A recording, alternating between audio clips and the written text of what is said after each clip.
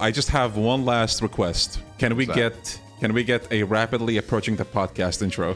Rapidly approaching the podcast. Ladies and gentlemen, welcome to the first episode of what is going to be a new series on the channel where we talk about the Trails/Kiseki games. If you're unfamiliar with this game series, it's a long-running JRPG franchise with insane world building and continuity, and I've been a fan for a very long time now. And I'm honored to say that the first guest on this podcast will be none other than NicoB. Why don't you go ahead and introduce yourself? Hi, I'm NicoB. I've been making Let's Play content on YouTube for last 14 years, and last year or two, I finally got into the Trails games. Let's go. my fan base have been asking me for probably like 8 years, and I finally bit the bullet, gave it a try, and here I am now, 5 games later. Do you have any regrets on starting it?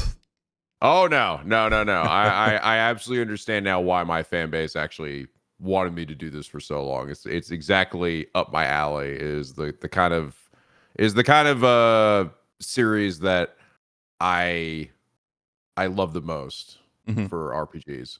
Mm-hmm. Glad to hear it. I do want to give the viewers just like a quick warning for spoilers. This probably won't have too much, but NicoB is caught up to Trails to Azure.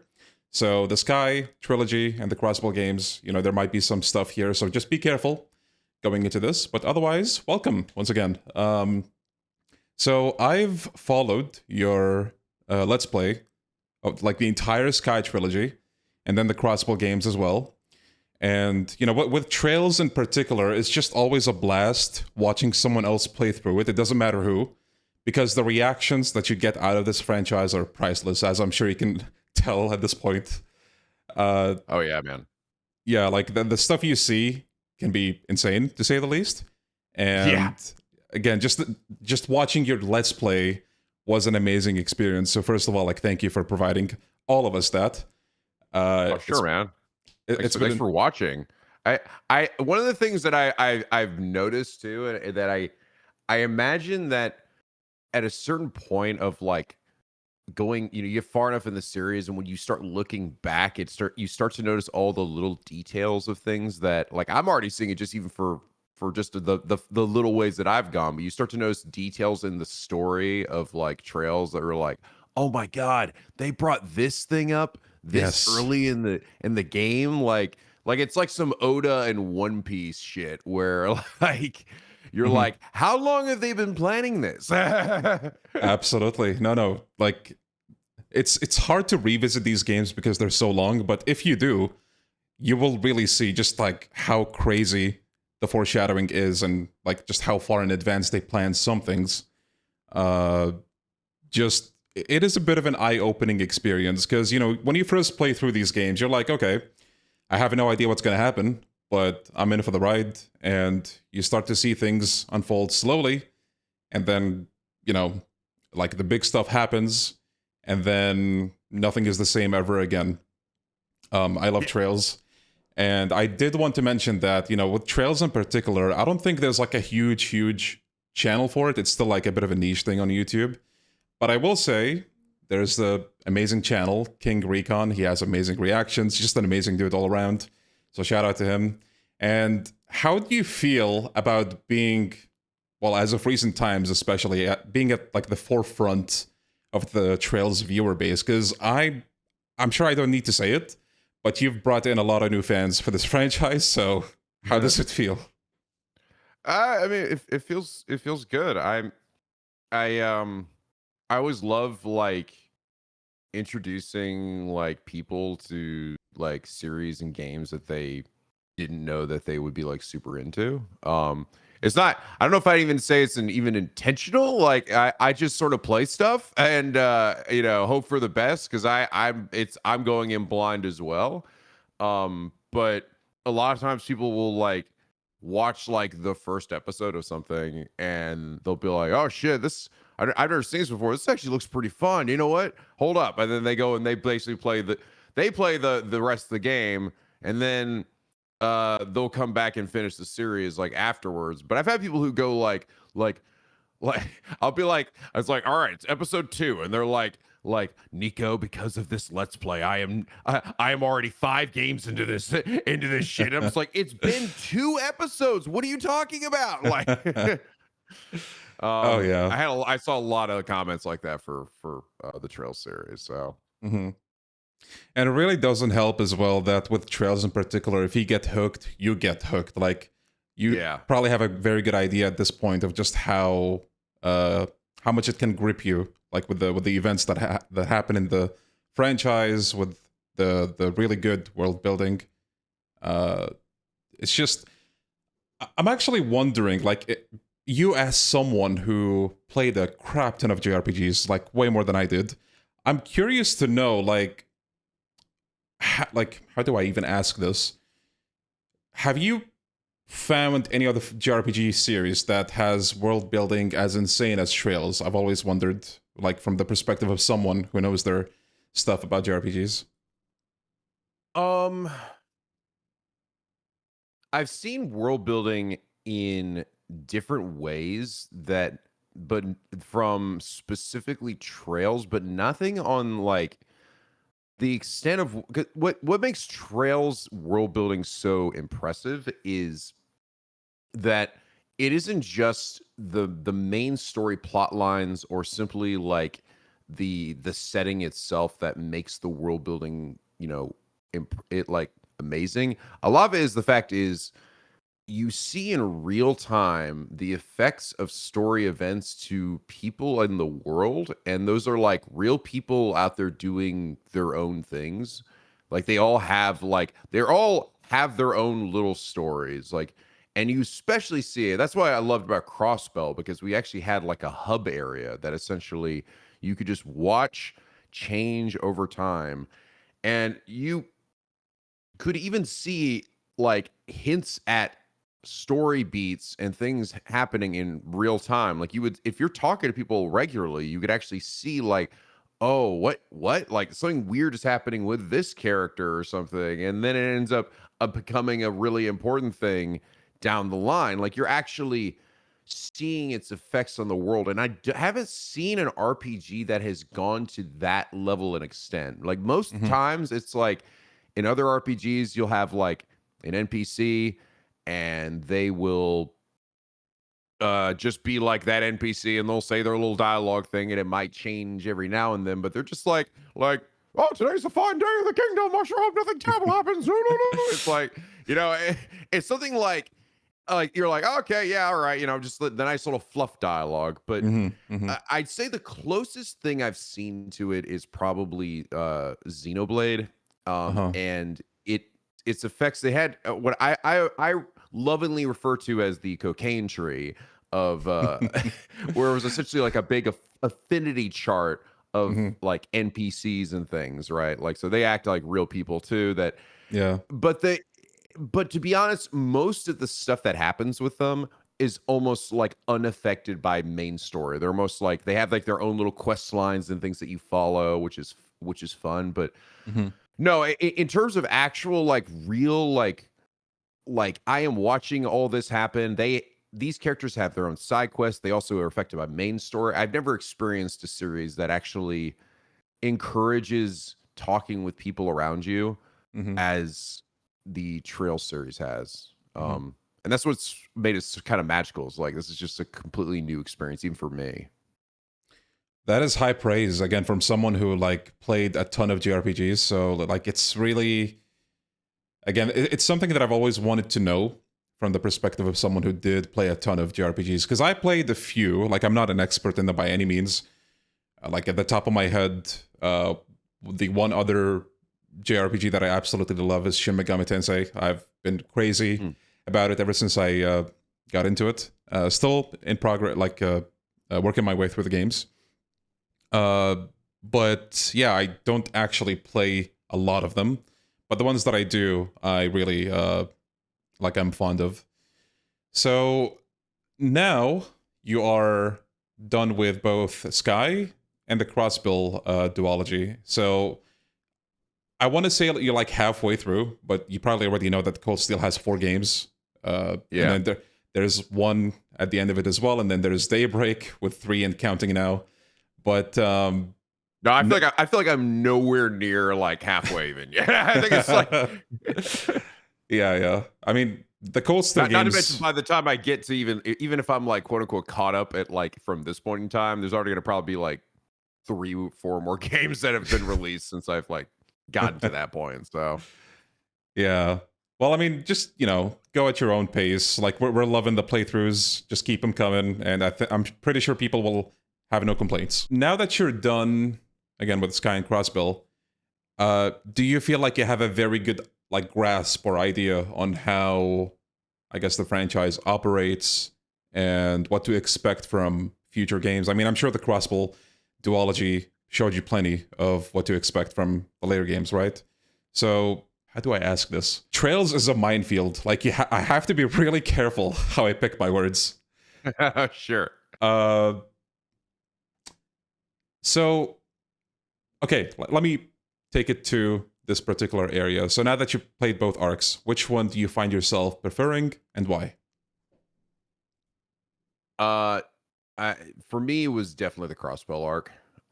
I really enjoyed Sky's quite a bit. And to be fair, I almost feel like Sky is more also of a duology than it is necessarily a trilogy, even though Sky the Third is a thing. Because as I'm realizing, Sky the Third is like the linchpin between Crossbell and Estelle's arc and everything. And it feels to me like it's because it also focuses on Kevin and not specifically Estelle. It feels like it's not like that those 2 games are pretty resolved by the end. So I feel like, anyway, I feel like between those 2 though, I think that the one that resonated the most with me was Crossbell, and a lot of it had to do with the fact that I love the SSS. I love just that group, that little like family that sort of forms.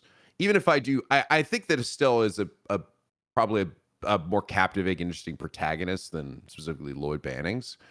But the supporting cast is so good in the Crossball saga, and just the having this hub of NPCs that updated. And I actually, like a psycho, I committed. Like, I was like, you know what? I'm gonna do this. I'm gonna commit. After every story beat and every major like moment, I'm gonna run through town. I'm gonna talk to literally every single person, every single one, every time.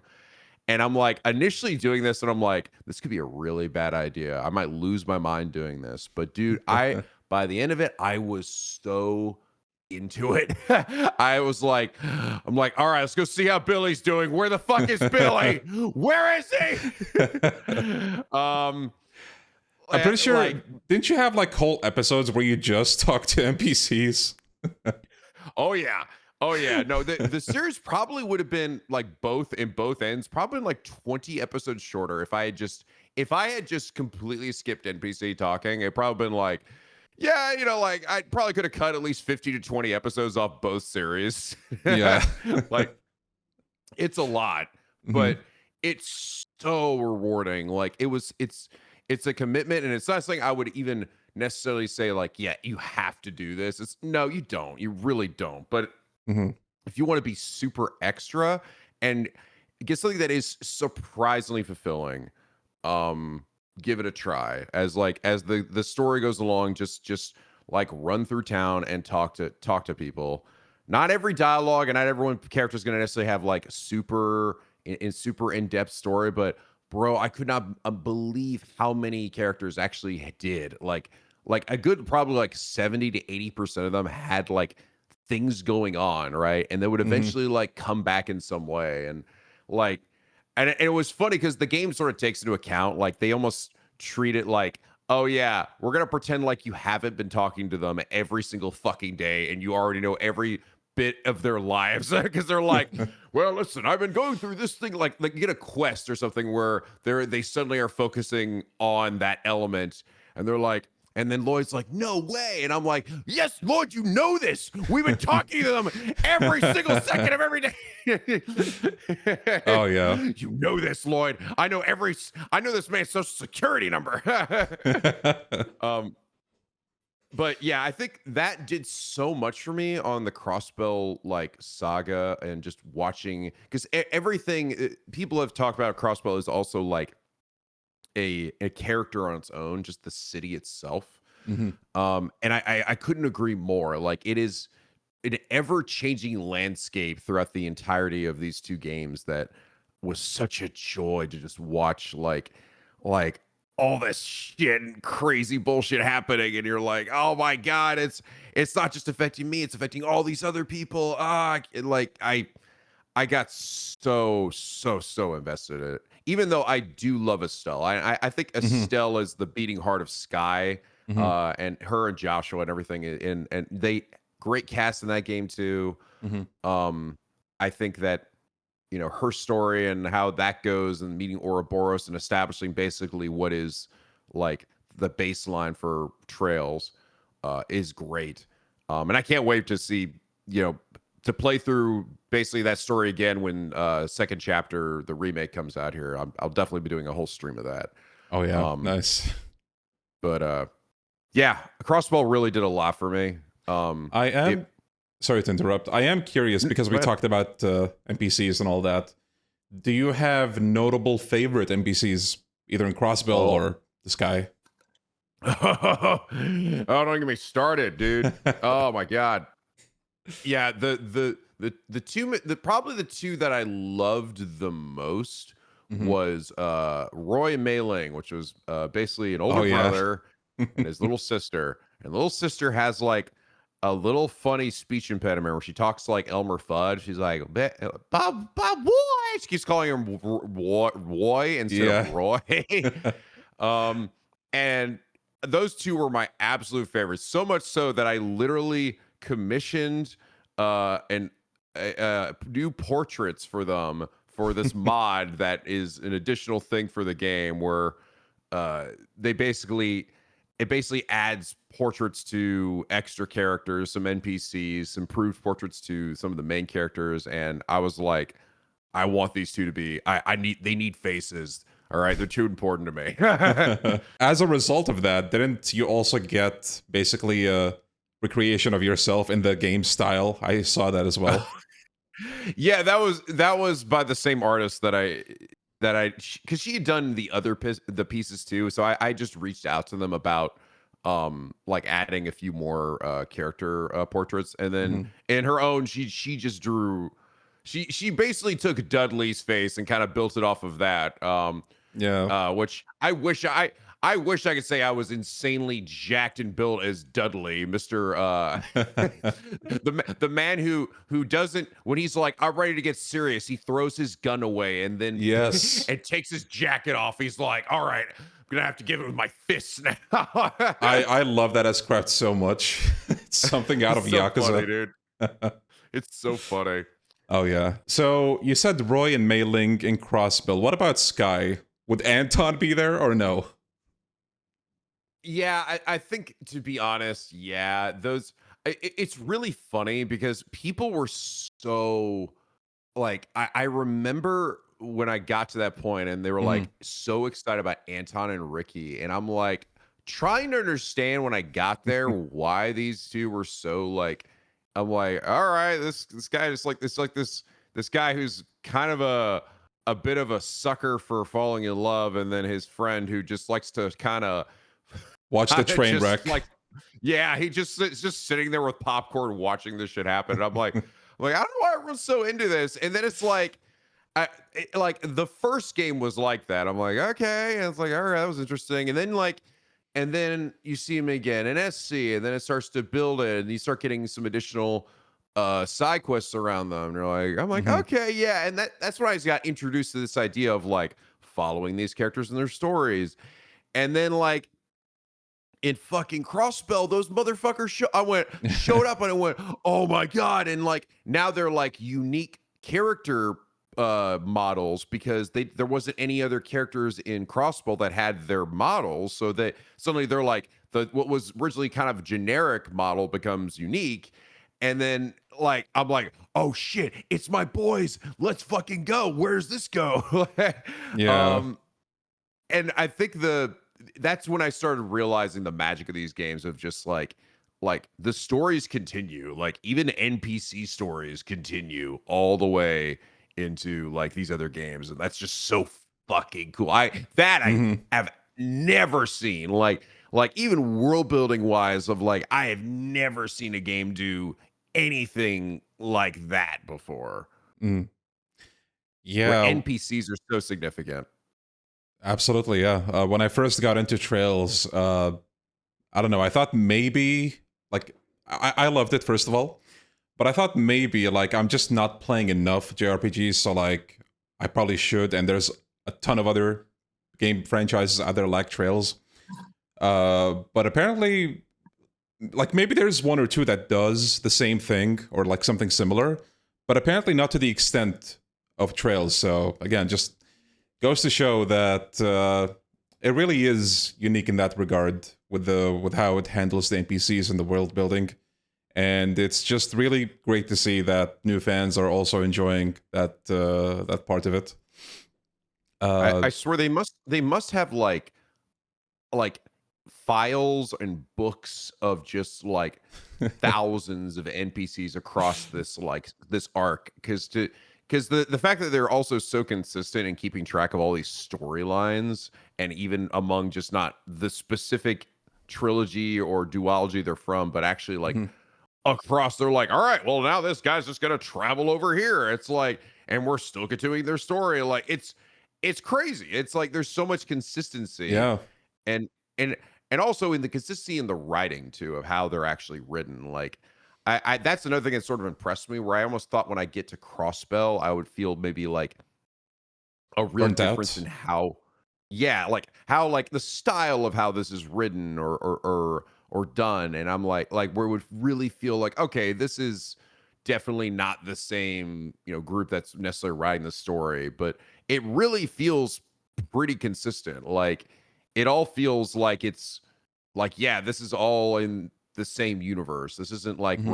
we're like rebooting it with this new like group that we start with every time. It feels like, oh yeah, this is a continuation, and even characters that we run into again, like Hmm. Estelle and Joshua showing up again, like they are uh like they feel consistent to how they were written in the Sky arc. Hmm. Yeah, definitely. Something that I'm wondering about is what has been like the most surprising or unexpected thing about the franchise for you? I think the thing that stood out to me, even in an early phase, and it didn't really occur to me until I played Trails in the Sky SC.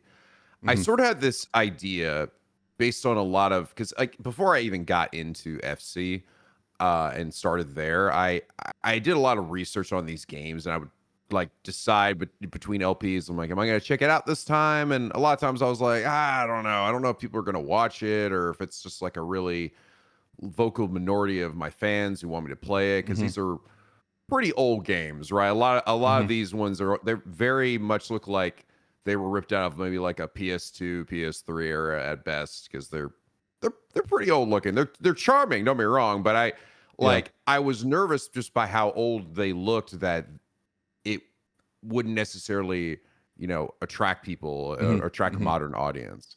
Yeah. Um so a lot of what I saw about FC was that the game is like, hey, this game is almost like a prologue to the main story, right? It's a slow burn, Yeah. right? But it pays off in the end, don't worry, right? And I'm like, Yeah. okay, all right. So I play FC, I get through that, and I go into SC, and I almost expect that, okay, so then like right off the bat, this game's just gonna be like plot centric, and it's gonna just start kicking in and being crazy. And the thing that I ended up realizing is that every single one of these games is written in a very similar way, where they are all honestly pretty slow burns, but and I'm saying that in not a bad way. Like Yeah. No. it, No. Hmm. to be honest, I after having gone through uh these 5 games now, I almost feel like it does a slight disservice to FC by saying it's like the prologue, because it's like it does actually have its own plot line that sort of sits on its own and does transition to SC, but I like it all, but it sort of also misleads people into thinking that like, these games are like this is truly like we just ripped this game out of this other game. Like a lot of these games were intended to essentially be like, one game, and then they end up splitting it to two. But I feel like they actually do stand on their own as individual stories and games, and not necessarily feel like, this is actually like just the first chapter, the first prologue, and it's slow, and then we get to this game and now it speeds up as the plot starts kicking in. They all have the same kind of feeling of like we are building to something in it from the start of the game, and like sometimes the plot points and things don't maybe come in as quickly, and it's why I do feel that this is a series that I love it, but I know a lot of other RPG fans and JRPG fans out there who I don't know if this would necessarily be exactly made for them, because some people just, they want to get to the meat of the story. They want the intrigue to kick in faster. They want it to get to that point like sooner, to get their hooks in them. This is like for I would refer to like the nuanced like book reader of like JRPG fans. Like these to me remind me of like novels where we are introducing you not just to the characters or not just to the major plot points, but to this world itself, the entire like area, Liberl, Crossbow, wherever that you're in. We're gonna the politics of the world as well, and like the ongoings between the nations. So to me, that was the biggest thing that I realized while playing this, is that, and it makes me, it does unfortunately make me realize also why Trails is a niche series, and I don't know if it will ever not be like a super niche. Like, will it ever get like as mainstream or crazy as like a Final Fantasy or some of these other like huge franchises? I don't think so, but I also don't think that's a bad thing, because I think what's here is genuinely special. To me, this is like, Trails is almost like a series for like JRPG psychos, like JRPG crackheads. And I mean that in a best way possible, because like that's why people who play these games love them so much. Like, I almost argue they love these games more than fans of other franchises, because they're so fucking insane that people are just like, it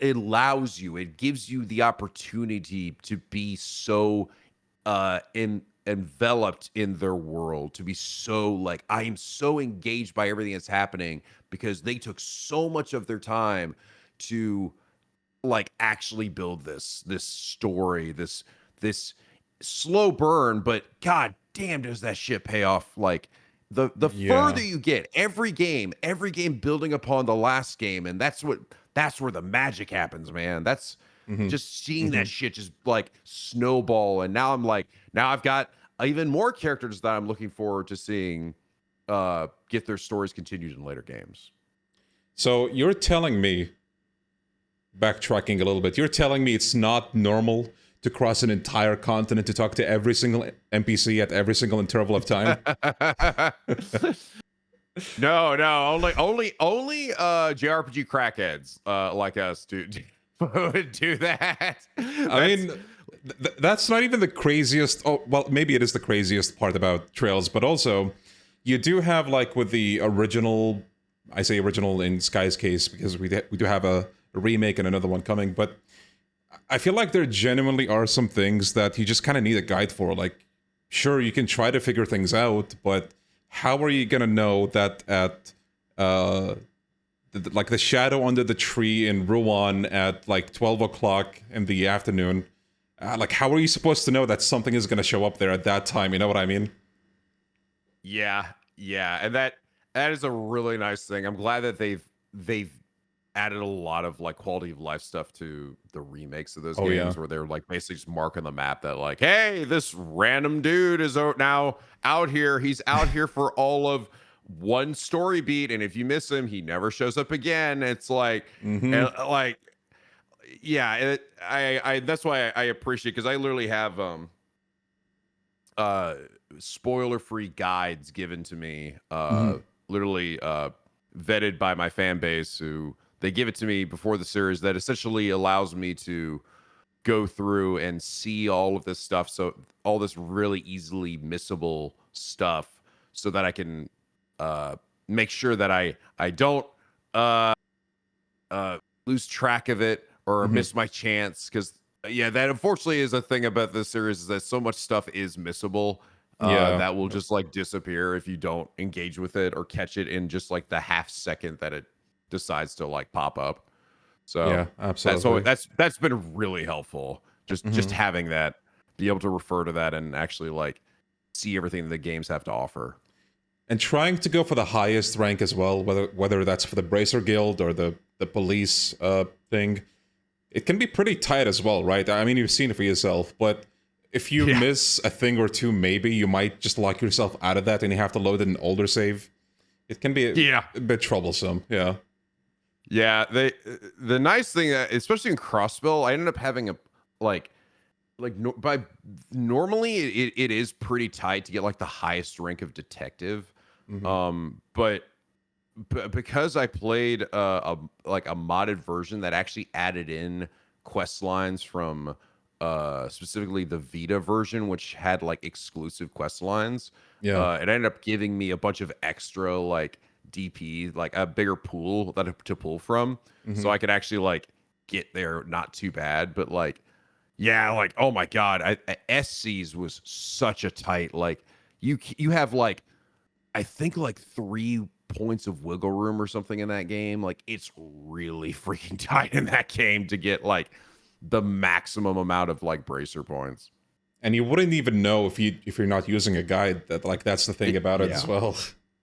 Yeah. How much does that really matter to you, I suppose? Yeah, yeah. Like, Mm-hmm. I'm do is for someone who is playing through this, but I'm also doing this as a series. To me, I just love to see as much as I can for Mm-hmm. these games, but like, but is it gonna like, would it ruin your experience? Are you just like, oh god, now that I don't have that, or that I've gotten only like B rank in the bracer stuff, is that like a deal breaker? Are you missing out? It's like, it's just a nice extra bonus thing, but it's not, I wouldn't say it's so fucking necessary. Like, if you don't do Yeah, this, definitely. you're losing out, or you're just not going to get the stuff you need to beat the games. The games Mm-hmm. aren't not that necessarily that insanely difficult either. So Yeah.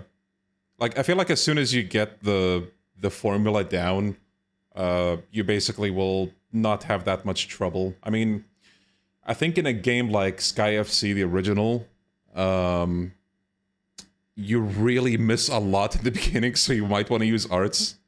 yeah. But as soon as you figure that out, I feel like it does become very manageable. As the series goes on, it definitely does a better job of balancing your moves and stuff, and like making Yeah. sure that like not one thing is just like either really shitty or way too powerful.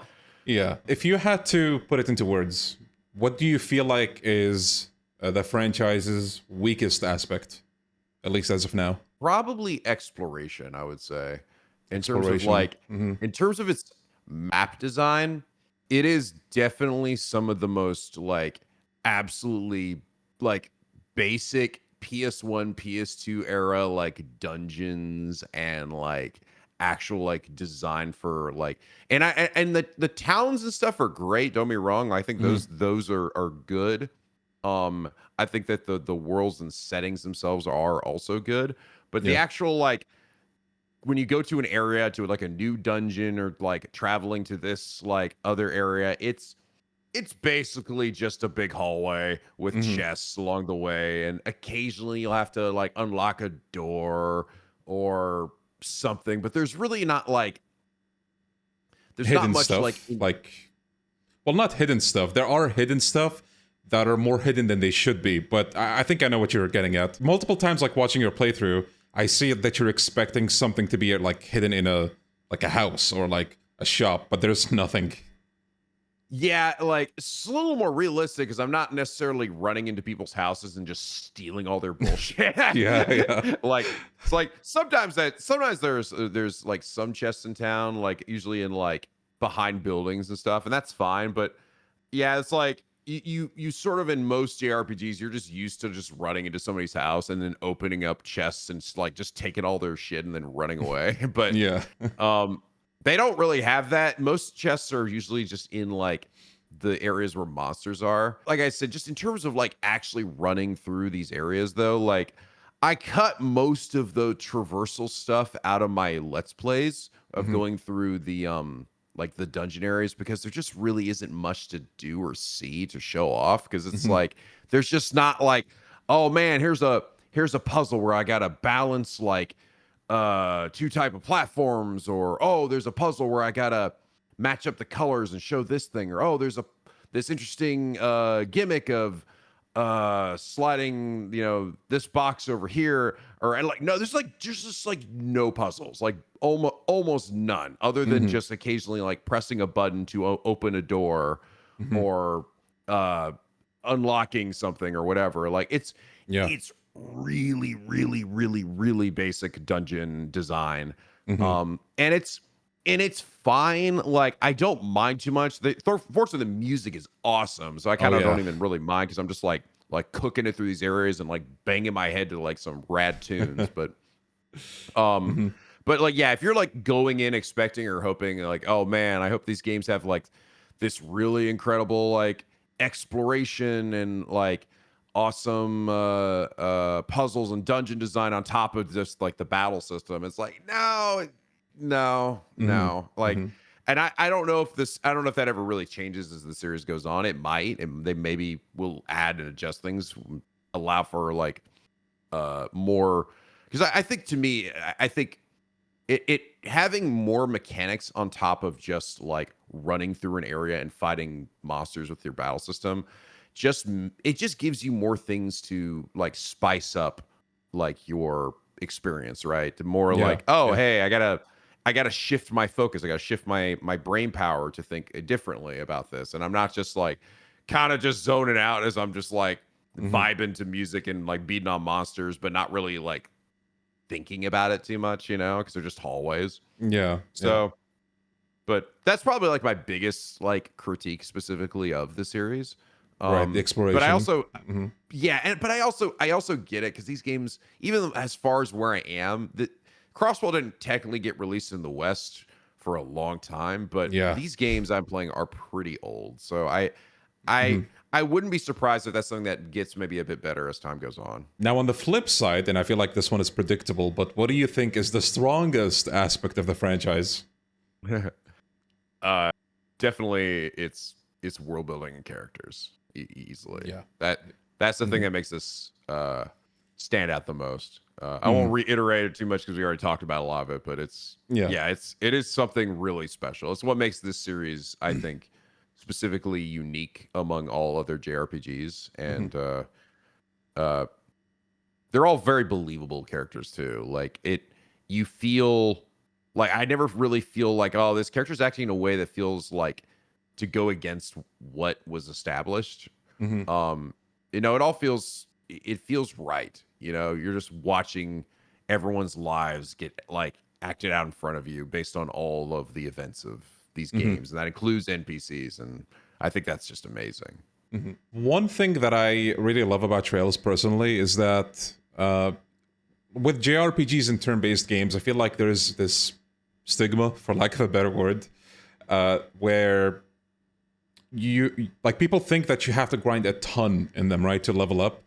But with Trails, I feel like the XP progression is very natural, and I absolutely love that. Like, you don't have to stop and grind in like most of the areas in most of the games. Yeah, it was good as long as you were generally engaging with the story fights, enemies. Yeah, like you weren't just like necessarily running past like everything. Yeah. You were pretty good.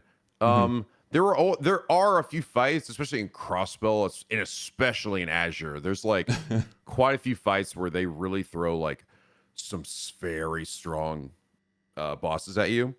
Yeah. But they're almost like done in a way that where you actually can win, but they almost expect you to lose because they're just so powerful.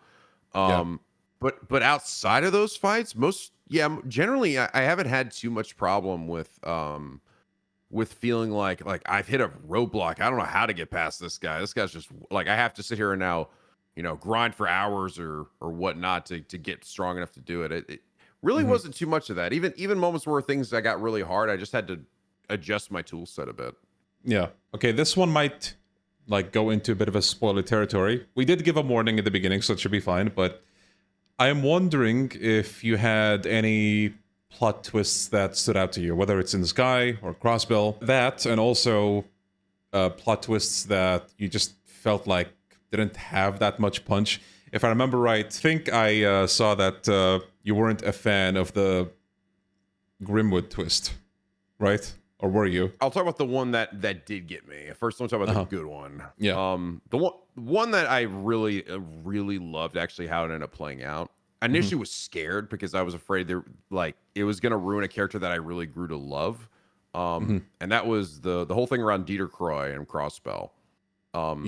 And how he essentially, I really liked his character because he felt like, I'm like, this guy really gives a shit about Crossbell. Like, he feels almost like he's such a patriot. He seems like he would be a good leader for this city. And then they reveal oh God, he was actually the bad guy all along. He's been orchestrating all this and I'm like, and it made me feel like, oh, he's got this family, the Croy family, this lineage of alchemists or something that seemingly had nothing to do with anything that he'd brought up. And to me, it felt like, oh God, are they just gonna make it so he's I never cared about this city. I only cared about my lineage of blah blah blah blah. And I was like, no, come on, man, I believed in you.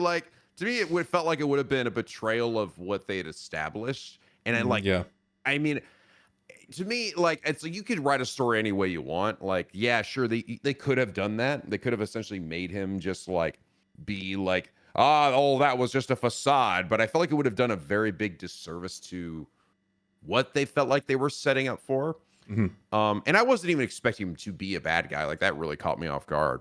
But I was thrilled to see that no, he's still basically the patriot. He's basically a nationalist at this point of it. He is doing this for Crossbell. He is doing this because he believes that his justice is necessary and important to keep things afloat, because the status quo of Crossbell and everything around it is super fucked up. That idea is true. And they are being absolutely fucking screwed by Erebonia and Calvard all the time. So he's I need to take extreme measures against extreme measures. And it's and I'm oh, when I got to that point where they basically confirmed that in the story, because it takes a while before you get that clarification after his big heel turn. That when I got that moment, I was so happy.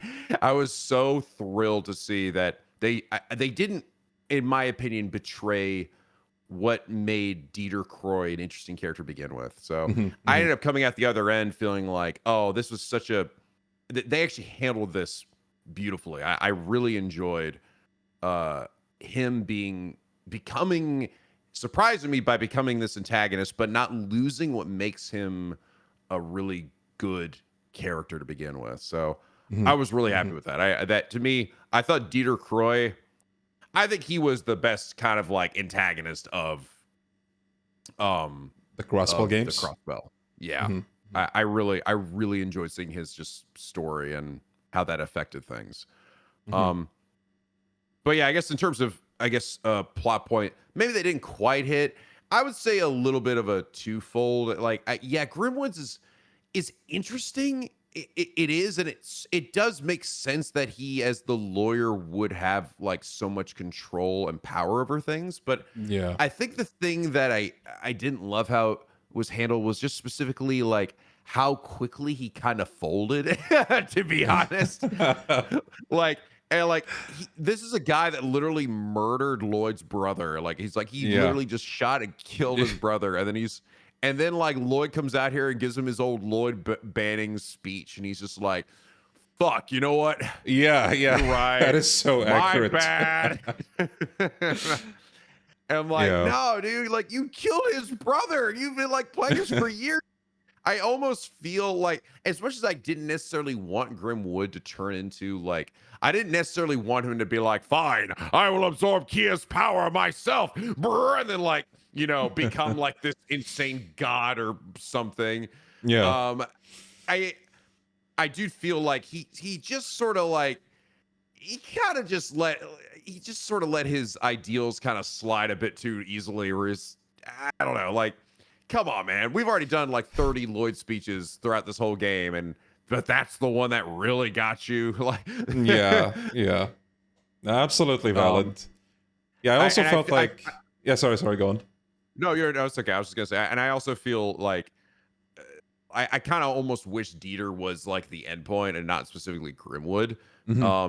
Even if it sort of makes sense narratively, and I also, and just alongside that, the twofold part of it is just, I think Maria Bell, as well as like sort of like it built up to basically Kia, right? But she's like the one who's like meant to be the Croy family alchemist or whatever. I also felt just her like reveal was just kind of weird. I don't know. Just to me, that one did feel a little bit like whoa, okay. Like, even outside of her insane outfit, her Wi-Fi antenna, goofy ass outfit, just like, I'm like, you were just like a business lady working at a bank and helping your dad, and you hate Lloyd and stuff. And I was like, where'd all this like now, like it sort of like what I was afraid was going to happen to Dieter sort of happened to her, but I fortunately didn't really care that much about Maria Bell as much, so it didn't bother me as much. But it is a little bit like you like just sort of suddenly you seem to give a big shit about like all the Croy family stuff and like all of this like alchemy thing, and like, I don't know, like I just didn't find her to be necessarily the most captivating of like end game like bosses and stuff, because she, like, I feel like we barely knew who she really was by the end, you know? Yeah, that's valid. So you would say that Dieter is probably your favorite villain in the Crossbell arc, right? Yeah, I genuinely loved his character. I loved his reveal. I think he did a great job with it. I'm curious to kind of also know, like, as far as antagonists go, do you feel like, so obviously in Sky, I feel like the biggest villain was Weissman, right? Do you also think that Weissman was a good villain? I do. Yeah, he was a real great piece of shit. Like, like I like that. He's a, they just, I think that I love when stories have like your bad guys in plain sight that are like seemingly innocuous and then turn out to be like evil. And that Trails definitely clearly likes to do that. They've done that now a few times, that people have said like, I've gone through and they're like, hey, you want to see my character with glasses who's seemingly my friend turn into an evil guy? You want me to see me do it again? You want me to see it do it again? It's like, it really is a pattern. Yeah, clearly. I think that Weissman was like, he's a good bad guy to just hate, because he is just like this big piece of shit, and he fucking destroys like Joshua's spirit and does all these terrible things. But he's like it feels really good to see him essentially get his comeuppance. And I think my favorite villains are the ones that you can sort of sympathize with to an extent. Like, those are the ones that usually stick with me in the long run. But I think he was a really good, just like, fuck you, I'm a bad guy villain that we've sort of come across. So I liked him a lot, actually. I thought he stood out for being also just very powerful. Yeah, absolutely. We're gonna have another jump a bit, so we were talking about Sky. I am curious to know how it like, what did you think, or how did it feel for them to kind of bait you into playing as Arius at the beginning of Azure, only to never do it again in that same game. Like, yeah, I feel like they just kind of gave you this expectation, right? Like, oh shit, I'm playing as an ultra badass. I can't wait to play as him again. Never again. Yeah. That's not too unusual, to be honest, though. Like,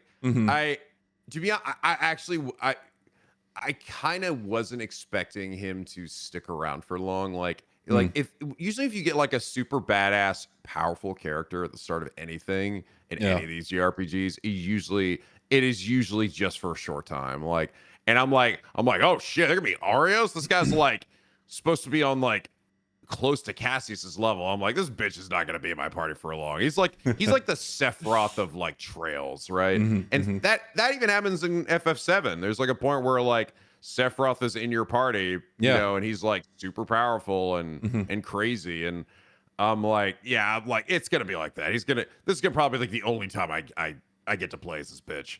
So I wasn't too surprised by that. How did it feel for the short time that you did play as him? It was cool. I mean, he's rad as shit.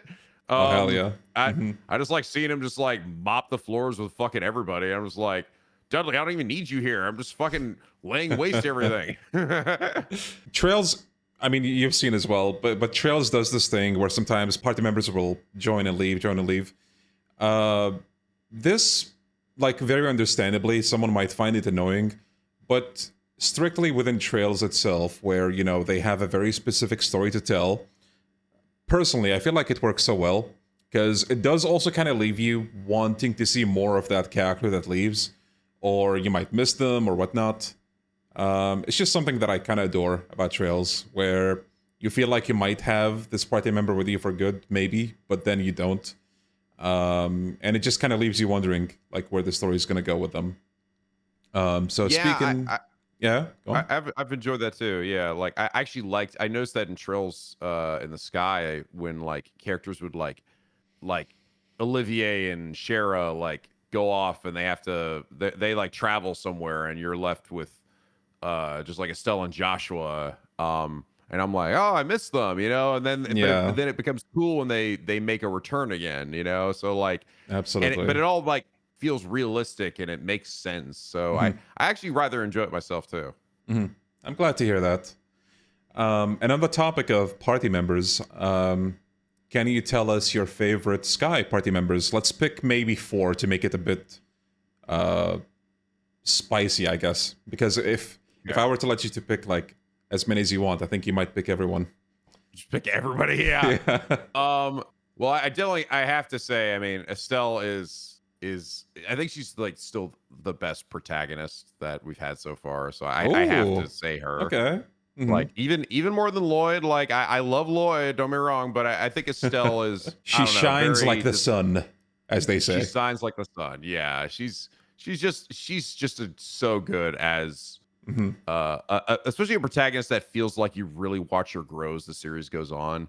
Yeah. Lloyd sort of has that, but I don't know. I always sort of felt like Lloyd already seemed like he was just really good at everything. Generally, like he was already felt like very capable. He just had to sort of show everybody how capable he was. But Estelle really had to go through a big learning curve because she starts off like relying so much on like Joshua for everything, and then when he's gone, she has to learn to stand on her own 2 feet. I have to say, like that whole thing with the ending of FC, it felt like kind of a reality check for Estelle. It sent her to this kind of shock, and with SC, you know, she kind of learns how to adapt to what she went through, and just becomes stronger to, you know, face what comes after. It was really nice to see. Yeah, for sure. So you picked Estelle. Yeah, go on. Yeah, the next one absolutely is Olivier. Hell yeah. He's such a good character. Like, I mean, he basically like in every scene he's in, he's always just like he steals the show. Stands out. Yeah. He steals the show. He's charming, but it's really funny. Like he's in a lot of ways the comic relief character for just how like funny and stupid he is. But also like when he's serious and like big moments come, you actually realize how actually intelligent he really is. Like that's such a it's so interesting. Especially I still stand in Sky the Third, his door where he's talking with Osborne. Oh my god, I love that door. Yes. That was amazing. Like just watching him actually in his element talking politics with this other guy who's, as they're playing like this mind game with each other, like trying to both fuck each other over. It's and then the flex with the bouquet of roses as well. That was so awesome. Yeah, so good.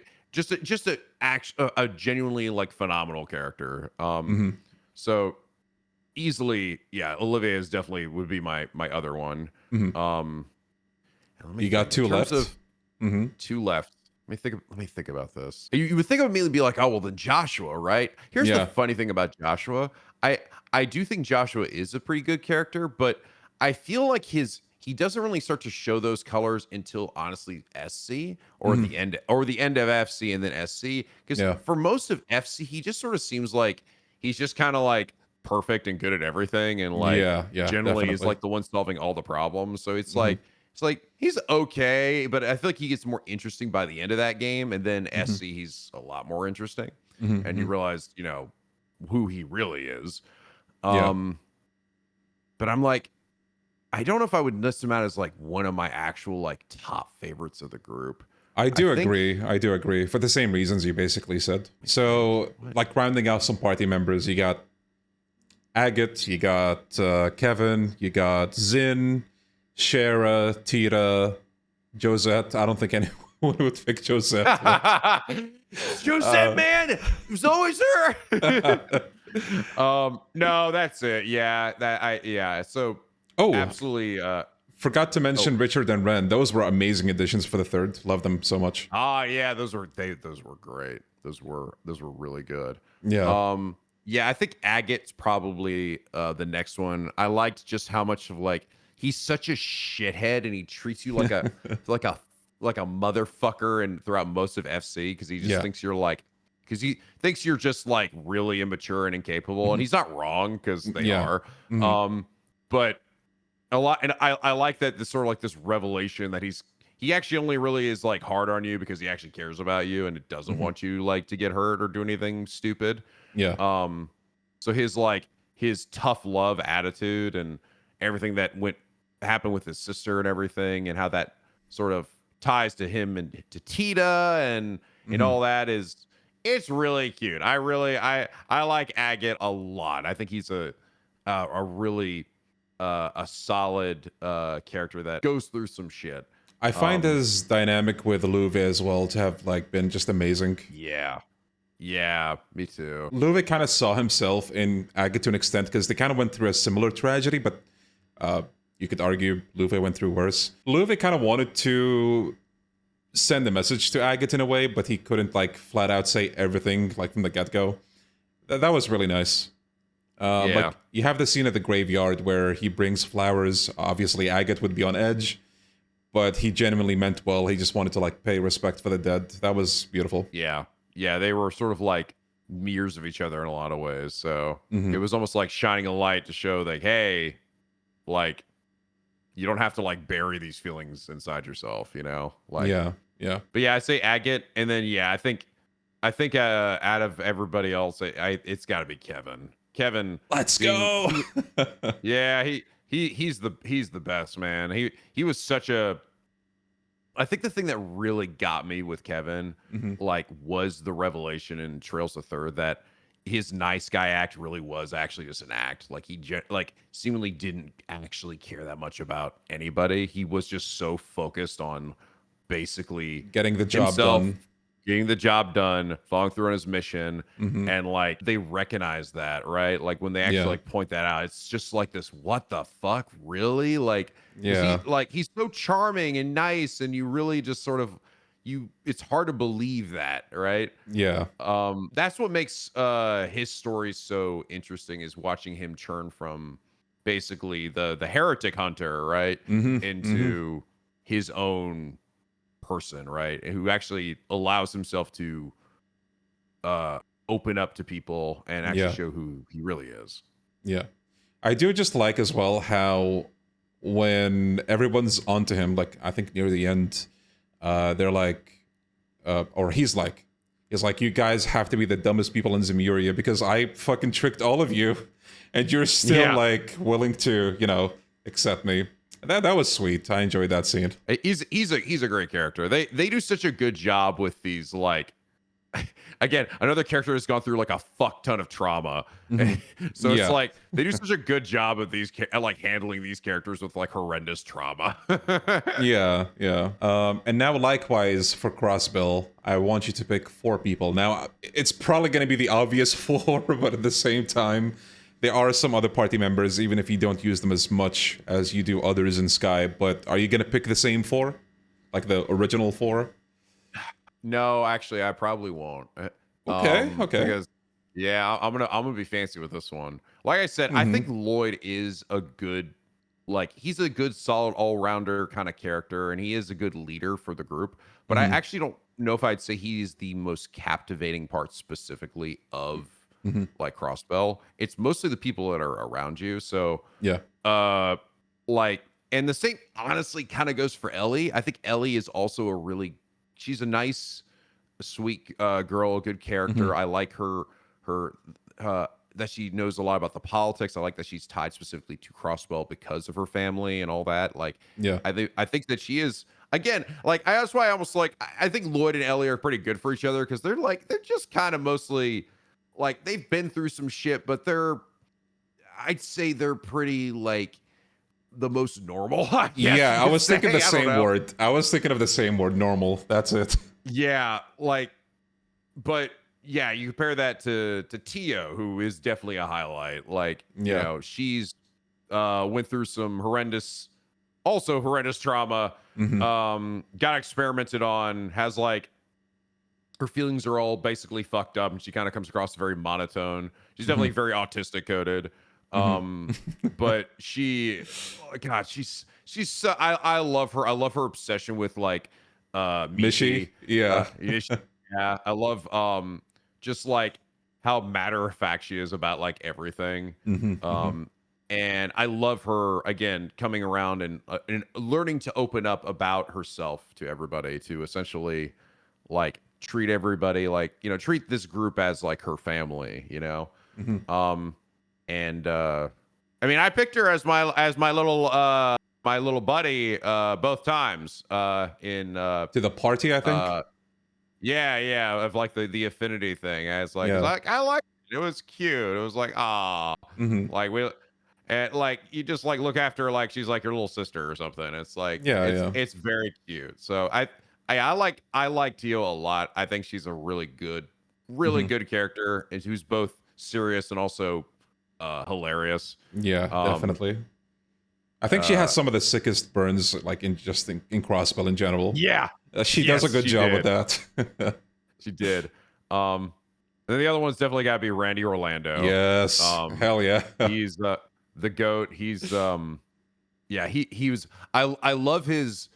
He's actually like, he's one of those guys that he's almost like, he's similar to Kevin, but not in the same way, where Kevin just sort of was like, he almost didn't feel all that guilty seemingly about what he was like, how he treated people, like really like he was just like, like he just sort of accepted this is part of the job, this is part of what it is. But like Randy like basically did, he's like got this feeling of like such feelings of guilt that he like he sort of like hates himself, but he like it just is like, well, I'm unforgivable, so whatever, it doesn't matter. But like it's almost like coming to terms that like, no, you do feel guilty, that you do actually care, and the fact that you care shows that that does matter. Like, it's like this, you're not actually the monster you seem to think that you are.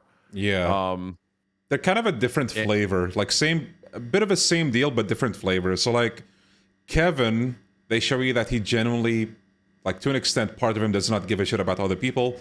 But Randy's not really like that. He still does have people he cares about. I mean, that's kind of what tore him up in his backstory. Pretty much. It was like he was afraid to, he thought that there was no human part in him, even though like he acts like the actor that he puts on is like fake or something, but it's not. He is just that way. Like this is actually a part of you. You're not the monster you seem to think that you are. So yeah, to me that was a great like thing to go through. It was a really awesome moment in Azure where he like comes to terms with that, and Lloyd gives him his old Lloyd Banning speech to be like, and then Randy's like, God damn you, Lloyd, man, why you gotta be like this? So right, yeah, so you definitely picked two people, yeah, Tia, Randy. I think I have to, even though it's like maybe this is sort of cheating, but she's in my party, so it counts. It happens. I definitely have to say Ren. Let's go. Okay. I think Ren is such a fucking good character. Like She really is. I really hope that she continues to show up as the series goes on. Like, I hope this isn't like the last time we see her. Even though I could sort of see that being the case, because I do feel like a lot of her story did get kind of wrapped up in this way. It's like, all right, she wasn't telling Joshua, and she's come to accept them and as her family and blah blah, blah, and like it's like so I can sort of see that maybe just being like, all right, it's kind of, we mostly kind of wrapped up her plot points, so I don't know if she's ever going to show up again, but I really did just like she's easily the most, like, she went through some of the most fucked up shit in the whole series, by a mile ton. Yeah. And I think just how they handled her as like this like child prodigy who's also just like also insanely powerful, but has all this monumental baggage that just is like needs to, like, she basically needs somebody to actually like help her, like someone who actually can like look after her and be parents or family to her. And coming out the other end, especially at the end of From Zero, she ends up basically accepting them, like finally accepting Estelle and Joshua, because we even got like hints of that at the end of Sky, but we didn't actually get there until Zero. So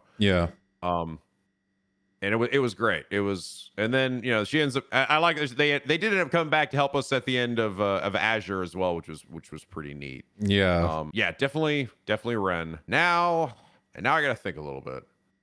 Take your time. Prospel really doesn't have a wide selection, but the selection that it does have, there's a lot of goodness in there. Yeah, I think it's got to be Wazzy. Oh, okay.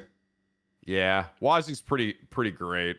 I think I liked him as the like the weird mysterious character that like you never quite get a grasp of, like, I don't know, like I feel like his character arc could have turned like he is like a bad guy all along, right? Like I feel like they could have gone that route, even in just like in Zero, like when we interacted with him before even joining our party. And I'm like, I don't know what to make of this guy. Like he's like sort of flirting with me, but he's really smart and clearly capable, and he's got something he's hiding. And I don't know, he might end up being like I don't know if I didn't really foresee him being like pure fucking evil or anything, but more of a character that could end up being kind of like what Arios was, where like he has like his own objectives or something, but they aren't necessarily evil, but they go against our what we want. But I liked it. I was like, oh shit, he's a fucking testament. Oh, I mean, he's actually part of the church Ritter, and the church. I'm like, oh shit. And I thought that was a pretty cool revelation. Really was, yeah. And you gotta admit though, the biggest crime about his arc is that they locked the most vital part about his backstory in the bonding thing. Yes, and that is definitely another. I add that as another critique where I'm like, some of that, like, don't get me wrong, I appreciate the game giving us like genuinely really good rewards for bonding with your party members, right? And like seeing that.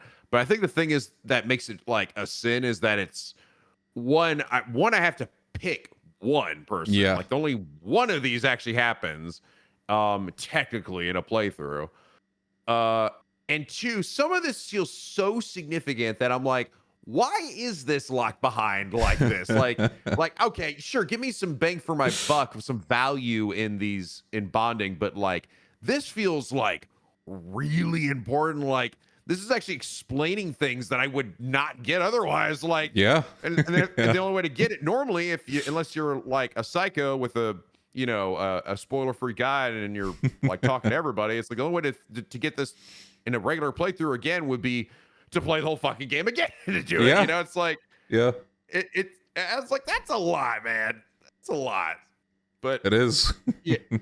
but yeah, I do think that out of everybody, I think his story was is really cool. I think, and how they handle his character and him and his confrontation with Wald. Basically, even if Wald is just basically, I'm like, Wald's just kind of stupid. He's just fucking, he's just so dumb.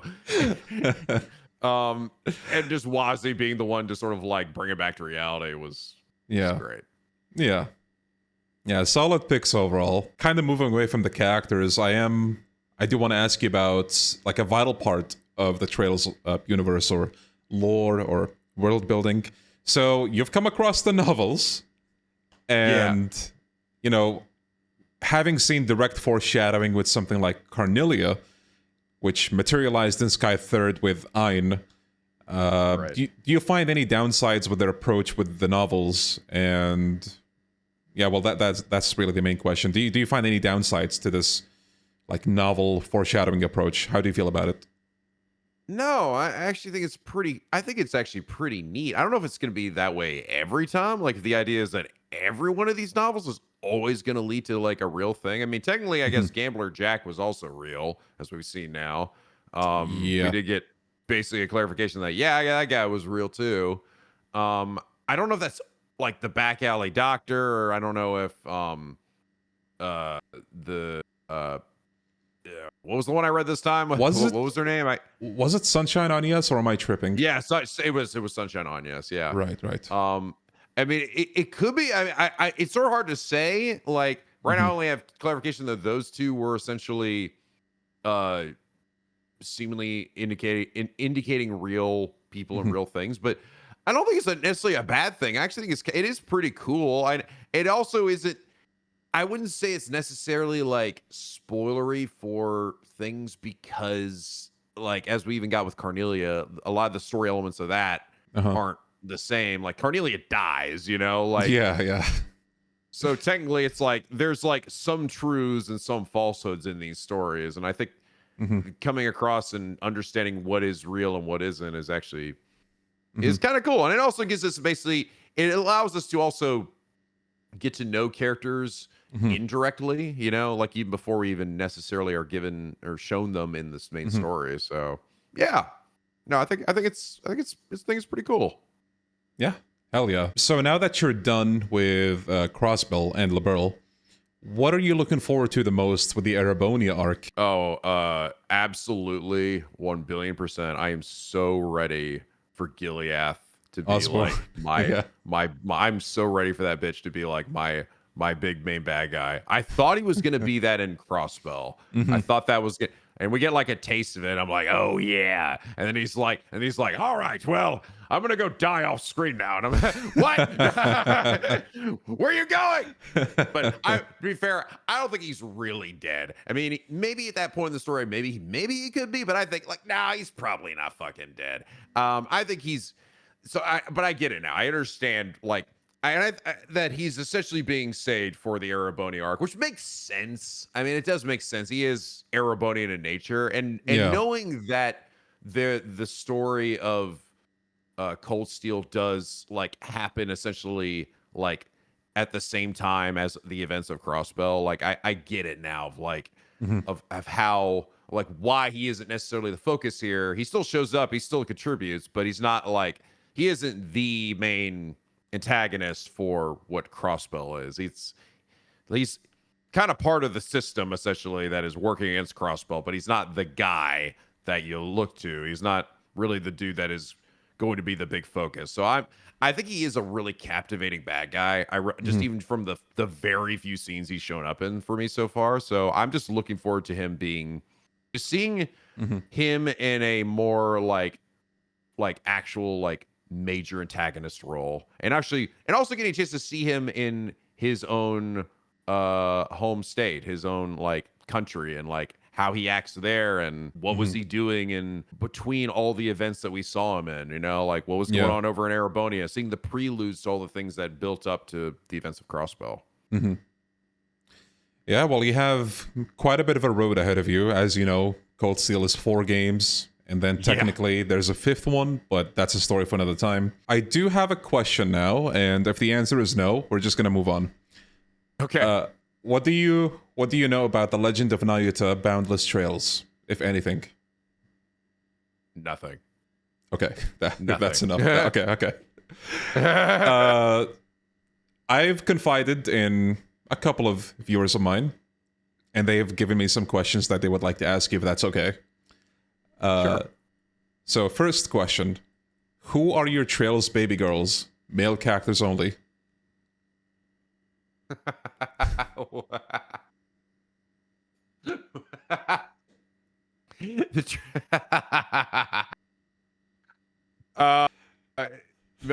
mean like my husband knows, essentially, right? I guess so. Yeah. I think Olivier would have to be one of them, as much as he is like the heartthrob himself, right? But it's like he's just so damn charming. He is. He's like, I can't help but be enamored by him. All right. Yeah. Absolutely fair. And honestly, probably Randy as well. I don't know. Yeah. He's like, he also just way too charming and just like, I always love voicing his character just because I love giving him this kind of Southern accent, like voice, and like, I don't know. He's just a funny, stupid dude. Like, fucking, he is.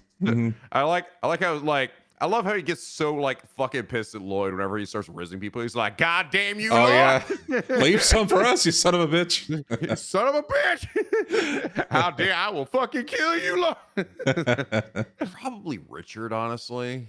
He was a pretty, hell yeah, yeah. Like he ends up being a pretty damn good dude. When like in the end, you also realize how much of his bullshit really got fucked over by Weissman, because his whole like he got like all mind controlled and everything, so it really brought out the nationalist spirit of him. It was almost like like he basically got forced to turn into like a Dieter of his own, right? But like just he was so misled. But like afterwards he's so like guilt ridden for like the rest of the series about it. And everyone's like, "It's fine, dude. We like all forgive you." And he's like, "No." Yeah. I don't know. I just think he's a really good character, and I also like that he's also just like he's like the most fuck busted character in Trails the Third too. He's fucking dumb. He can get like legit, I don't know, 10 turns in a row if you play your cards right. My turn again. I really hope they replicate that with 3rd remake. Oh, me too, dude. I do. First, I hope the 3rd remake happens, but I do hope that they keep him in as like he's just like, all right, fuck you, I'm just the best. Yeah. Okay, this question says, do you have anything to say to all the comments that spoiled major events? Thing to say to fuck you didn't spoil me, I didn't see it. Hell yeah, let's go. Fuck you, I've got mods. Unfortunately, I did not get really spoiled on anything. So good. I've had some great mods that have for years looked out for me and my series and always made sure that I'm good. So that's good to hear. We all good. So this question, you may have seen the memes about Sky Third being a skippable game. So do you think Sky Third is skippable? No. No. It's such a weird game, because it like on like one hand I totally get it. Like, yeah, like I mean, Kevin's story is compelling and interesting, and I do love it. It's like, but is it like, did you absolutely need it? It's like the problem is it's not just that. And that's why it's such a weird game. It's like that. It's basically got plot doors spread throughout it. That's like they're just the writers are like, I have no idea how we're gonna fucking show this off. I don't know. Now you're gonna go through this door and you're in Tita's perspective and she's hanging out with Aya. Now you're in Olivier's perspective. Yeah, it's like, sure, why the fuck not? Like now we're in the perspective of some of the bad guys. It's like it like and they have basically the explanation of like, you know, Ren's horrendous trauma, and they show it in like the most graphic and like disturbing way possible, and like that does a lot for like showing why she is who she is.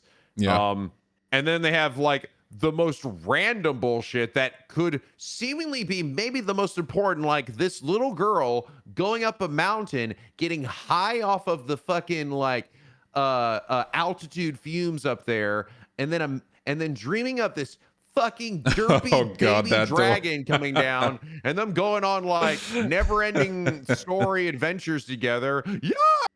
Like, I fucking love that door so much. It throws you for a loop so hard. It's such a weird. What's the smell of happiness? Like, you're like, what the what? And then like Kondo out here being like, sir, what is all that about? And he's like, don't worry about it, okay? Don't worry. like, what do you mean don't worry about it? Like, what? Like, what does that have to? And apparently, that's still not answered. That I know that I've seen my fans talk about this. They're just like, that shit. Like, we don't know what that was about yet either. But it could end up being the most significant, important thing. That's the insanity of this series. Yes, and I'm also glad you know about Kondo's reputation. That absolute jokester. Yeah, he's such a troll. Like, he is. People say like, don't believe his lies. yeah. Don't believe Kondo's lies. I love that, man. So we are pretty much at the end of the podcast episode now. It's been an absolute pleasure, and I do also just want to ask you, like, before we say goodbye to the audience, is there anything you would like to say to them or to the podcast itself? Go for it. Well, yeah, first off, thank you so much for having me, Devilion. It really was a pleasure talking to you about this series that I've come to truly appreciate and love. And I do also want to give a big thank you to the Piggy Penguins for convincing me to finally play this game, but also for showing that the worries that I had that maybe people just wouldn't be that into it or wouldn't watch it, or that it was just like a very vocal minority, were clearly not true. Sorry to interrupt, but I've seen firsthand that your viewers are more than happy to watch you like talk to NPCs for a full episode. So, they got you covered. Yeah, no, that I greatly appreciated that, and for essentially helping me get the best experience possible from this series with these like spoiler-free guides that they literally tailor-made and for me specifically to go over and make my way through. So, but yeah, just I guess thank you for hanging out with me and joining me on this journey, and for watching. And I can't wait to see where the rest of the series goes from here. Absolute amazingness. Thank you so much, Nico, for deciding to join us in this podcast and being the first one to do so in this series that I'm kind of starting. It really does mean a lot. And again, you might not realize how much of an impact that you have with the fandom, but I did see a lot of people getting into the franchise thanks to you. So I just have one last request. Can we get a rapidly approaching the podcast intro? Rapidly approaching the podcast. Thank you. That was amazing. All right, well, thank you, man. I really appreciate you having me. No problem. It is my pleasure. So I just want to say to the viewers, thank you so much for watching this, and let us know what you think.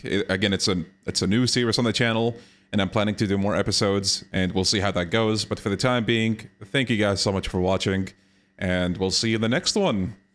Bye-bye, fellas. Bye-bye. Maybe we'll meet up again after I've gone through like the Cold Steel stuff or something.